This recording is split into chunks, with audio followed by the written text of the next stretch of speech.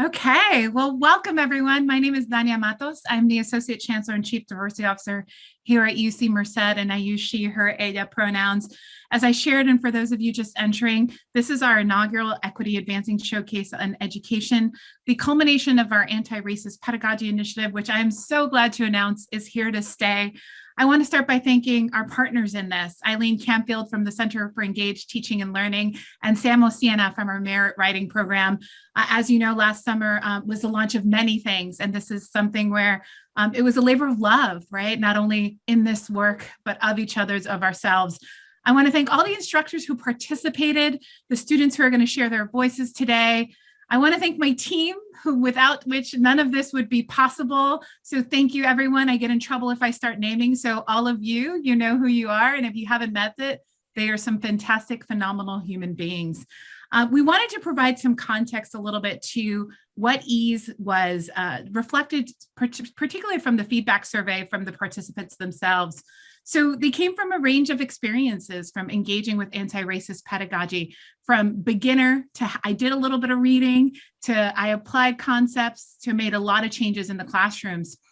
There were cohort meetings, small group discussions, and spaces to ask questions and learn from each other. I've been thinking a lot about bell hooks and the purpose of education, and really thinking of that courage, inspiration, and engaging in that critical thinking being a part of it. And I feel like we delivered on this. And so you'll get to hear more throughout the day. It's also a day where you feel free to zoom in and out. One of the pluses of the virtual environment, feel free to come at your comfort. I've often been known to, with Zoom back-to-backs, eat a meal or two. There's no judgment here. So if you need to get some water, take a break, please feel free to do so. Participants also shared that it was a space of learning from one another and investing in community wealth while also cultivating new skills. Some of the skills our participants found valuable is recognizing the ability and agency to make change, even if it was small, and the effectiveness of syllabus redesign. How to engage with students in an anti-racist way, acknowledging student experiences and the knowledge and expertise they bring to the classroom, engaging in consistent self-reflection, something we often don't have time to do, but recognizing how we've been entrenched in institutionalized practices to recognize the existence of a hidden curriculum. I want to end my opening with just a quote directly, just saying, I feel like the idea of doing the work, academic and emotional, to meet students where they are is inherently anti-racist. Acknowledging students' experience, both showing them how their knowledge is powerful and revealing to them how to leverage their experiential power. And that in and of itself is quite powerful.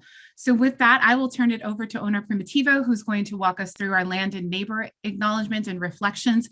I hope you enjoy the day. I hope you grow, you learn, it sparks ideas and change. And I thank you for being with us in community. Great, thank you, Dania. And now I will read our UC Merced Land Acknowledgement, Land and Labor Acknowledgement. Local indigenous people, including the Yokuts and Miwok, who understand the earth as a place for everyone, first inhabited the land where UC Merced is located. When we address diversity on this campus, we do so boldly, daring to look forwards and backward, imagining diversity's demand for the 21st century, and the importance of diversity in addressing past wrongs, reaffirming humanity, and ensuring a reconciliatory path of redress for the future. The most prominent path on our campus is called Scholars Lane, and by day you can see, hear, and witness the embodiment of our diversity through campus community members making their way across campus, framed by the slopes and peaks of the Sierra Nevada. And that is our UC Merced Diversity Statement, Land Acknowledgement. But also, in addition, I want to share that to acknowledging the land and its first inhabitants, we must acknowledge much of what we know of this country today, including its culture, economic growth, and development throughout history and across time, has been made possible by the labor of enslaved Africans and their ascendants who suffered the horror of the transatlantic trafficking of their people, chattel slavery, and Jim Crow. We are indebted to the labor and their sacrifice, and we must acknowledge the tremors of that violence throughout generations and the resulting impact that can still be felt and witnessed today. So again, as the first inaugural EASE, right, I want us to reflect on these two questions throughout the whole day and our time together, and our time is precious. What intentions do you have to disrupt and dismantle colonialism beyond this land acknowledgement? And what is your organization doing beyond acknowledging whose land and labor allow you to live, work, and or learn in that space? So I thank you. And now I will turn it back to our Associate Chancellor and Chief Diversity Officer, Dania Matos. Thank you, Onar. Such powerful grounding, right? If we can't reconcile the past and those histories, there's no possibility for redress for the future. So we always open and ground our work with that, and we encourage others across the campus community and your own organizations to do the same. With that, I want to thank our provost, who often asks me to call him Greg, but I will introduce as Provost Canfield, just to thank him in his work and being a true partner and champion, not only in my role as Chief Diversity Officer, but in advancing initiatives such as these. So thank you for being with us, Provost Canfield. Greg, I'll turn it over to you now. Thank you, Dania. I appreciate that. The fact that we play games with the role is remarkably pertinent to what I'm going to be talking about today. Human beings make meaning through stories, which draw from the stream of time to find important moments we call beginnings, complications that happen in the course of a story, and endings. And they allow us to talk about agency, our own or our lack of agency, allows us to talk about connections, allows us to talk about our purposes, and most of all, allows us to conceive of what we value. Stories are a different way of knowing than the kinds of ways that the Academy often pushes forward, which is inductive reasoning, looking at patterns, looking at the norms. What a story does is it calls out moments of crisis. It calls out moments that are unique and suggests that what we are as human beings is most revealed in these intense moments that bring to the fore our greatest efforts and reveal who not only we are, but who we want to be. Now, every academic year gives us neat stories. The beginning of an academic year, we celebrate. The end of an academic year, we celebrate. We start by celebrating the promise of the year, and we end by talking about the hard work and what we've accomplished in that time. It's a very tidy rhythm, and it allows us regularly to ask who we are and what we're doing. That's one of the things that I love about being in the Academy. And that's partly what we're here to do today. It's the end of an academic year, a year that saw at least 4 faculty groups looking at anti-racism. The one that Dania's office sponsored was the largest of them, but there may have even been more. I only know of 4. And here we are at the end of a year talking about the arc of that work embedded in the rhythms of our time. And what has happened in this particular group is a lot of deep thinking and reflection in the first semester and then application in the second. And so we'll be celebrating that cycle of reflection and action, which is so much a part of what education promises to do. But there were 4, at least, as I say, groups doing this. And why now? What's the urgency of this moment? Why did this project happen when it happened? I think we have to go to a different beginning. And the beginning that led the urgency to what we have right now comes from the murder of George Floyd. Now, his is one of many murders at the hands of authority of Black and brown people in the United States. Why did that one jump out? Well, it was egregious in ways that we didn't want to acknowledge as a culture. It was visible because of technologies, and it was embedded in a period of reaction that brought many of us out of any possibility of complacency whatsoever. And it also has a story arc. A murder, an arrest, a trial, and a judgment. George Floyd's murderer was convicted of murder. Now, that's a nice, tidy storyline, crime and punishment. We could run the story that way. But I don't want to. I don't want to, in part because one of my spouse's colleagues, when she was working at a Quaker school back in suburban Philadelphia, they call themselves the Society of Friends. Their more common appellation is Quaker. An African-American man who taught there has a Master of Divinity degree among his other accolades.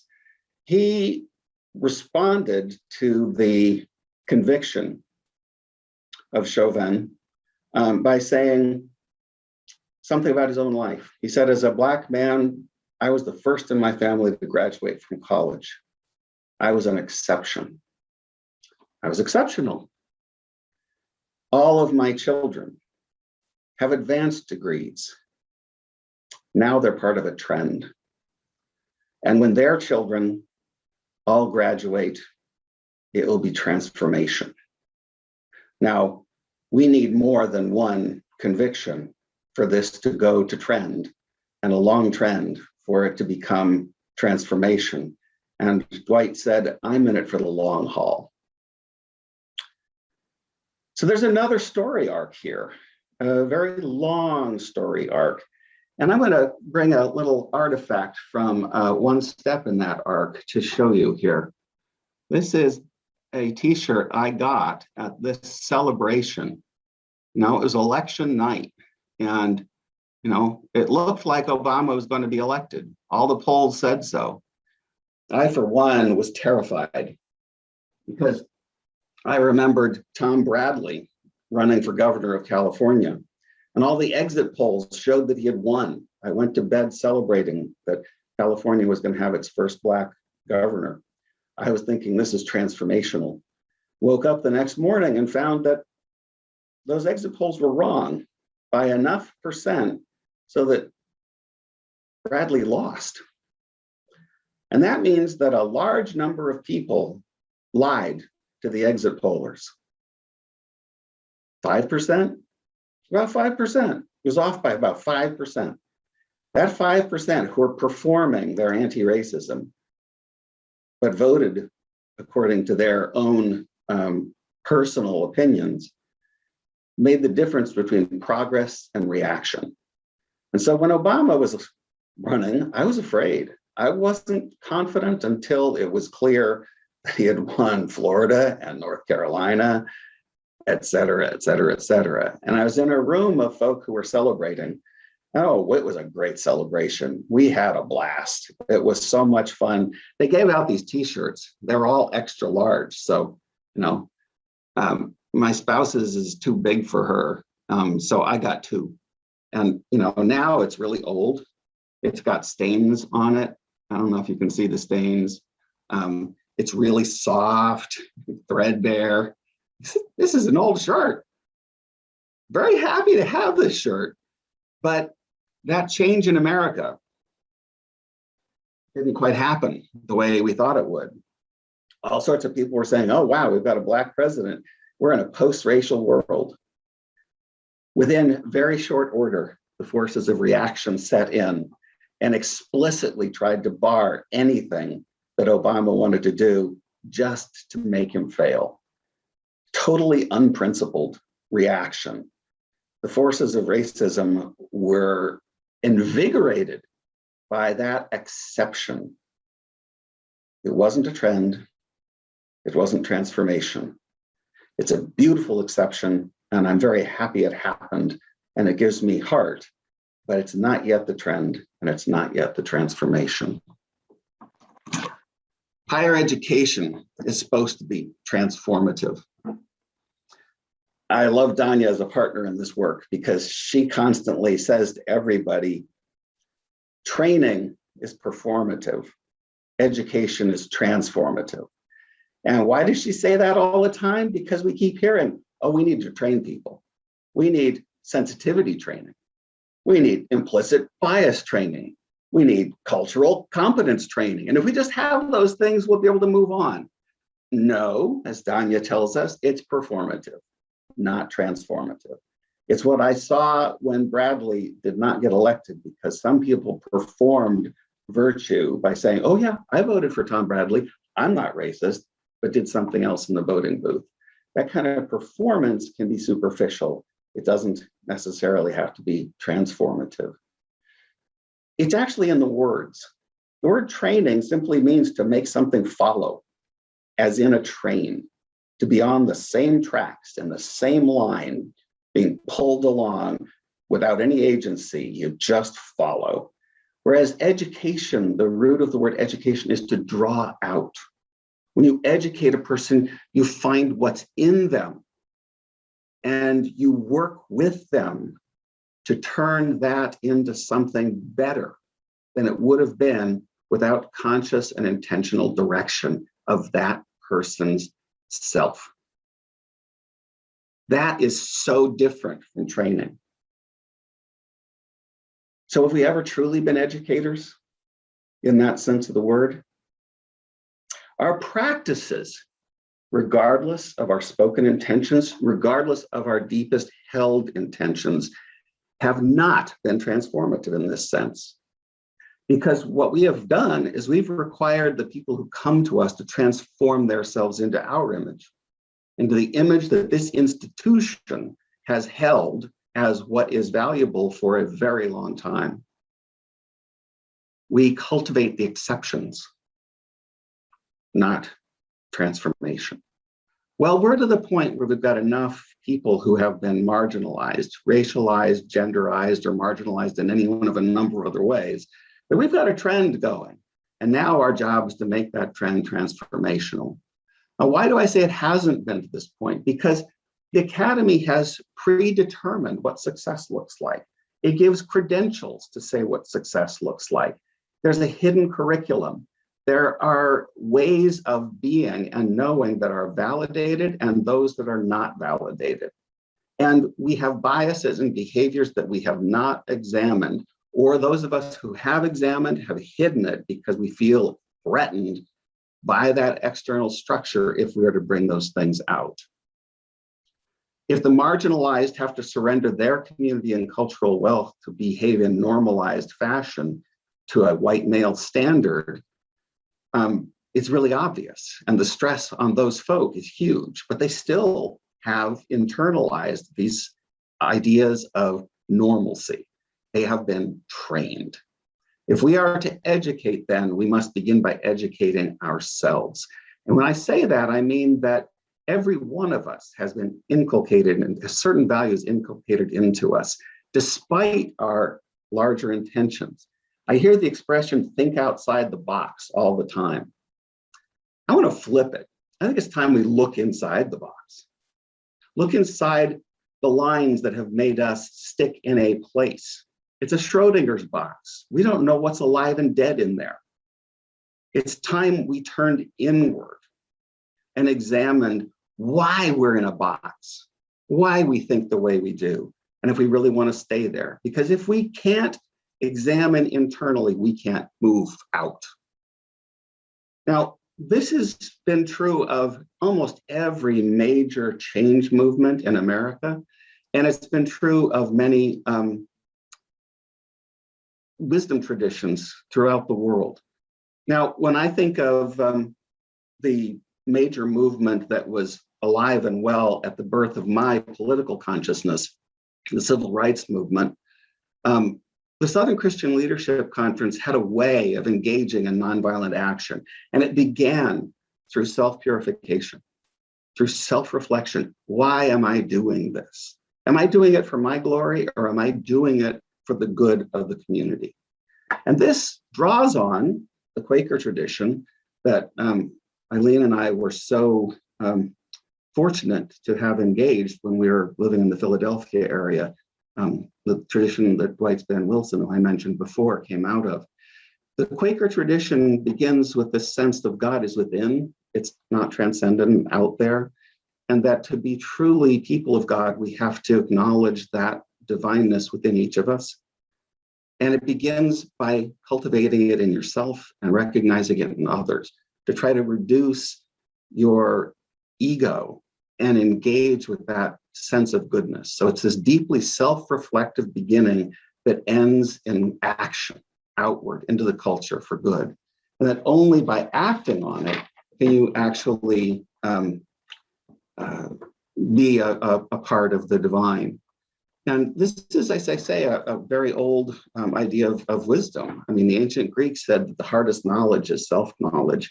And Lao Tzu, the founder of Taoism, said that to know other human beings is wisdom, but to know yourself is enlightenment. And that enlightenment is the precondition of love. But institutions replicate themselves. They don't care about the people in them. It's about performing roles. Provost, that's a role. And each of us has specific roles in the university, and we have to profess out of those roles. The box we're in, that we're not looking at the content, we're professing out of. And we are hazed into those positions. The ritual hazing that allows us to profess puts us in a position of constant insecurity, which I think is really key to the replication of injustice. Because if you're worried about yourself, it's harder to speak out of the interpersonal truths that make us good. It's difficult to know oneself when one's in a defensive posture, always looking outward. Psychologists talk about it as the fundamental attribution error. I'm okay, everybody else's motives are terrible. So if what we're doing here today is more than an exception, if it is to be a trend that leads to transformation, then we need to have courage, patience, and above all, humility to educate ourselves as we educate one another and our students. So this celebration here today is not the ending of a story. It's the end of a chapter. It's a milestone. It's a moment of awareness on a journey of awareness. So let us celebrate today that we have taken an important first step and rededicate ourselves to continue taking step after step into shared awareness. Thank you.